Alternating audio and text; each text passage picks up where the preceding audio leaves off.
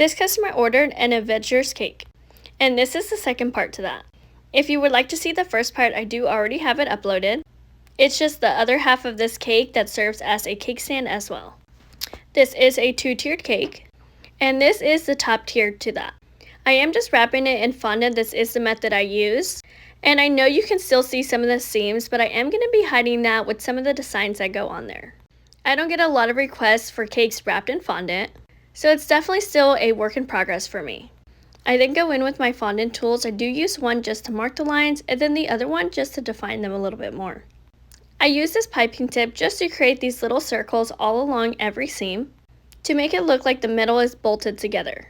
I had to pull out my airbrush machine and my silver coloring so that way it looks a lot more like metal and more realistic. And while I had it out, I decided to touch up this hammer. I hand painted it at first, but it was too streaky. Since the hammer's going on top of this cake, I wanted to define the lines a little bit more to create some contrast. And now we're on to the bottom tier. I alternate the white and red stars all along the base and finish it off with just this red border on top. I add the stars right above that. I felt like this tier was missing something, so I also added airbrush onto it. I made some shadows behind the stars, and then just gave those stripes some depth. I decided to go in with a brown color to do this. Since there was going to be so much on the top, I did want to add a little bit of extra supports. So that's what I'm doing here, and now it's time to just put these two tiers together.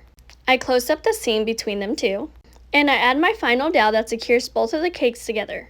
I add the Avengers logo to the front of the cake, and I did use my edible gold to give it that gold look.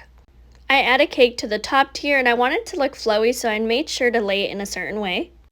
Then the Captain America shield, and the Thor hammer that I showed y'all earlier onto the top.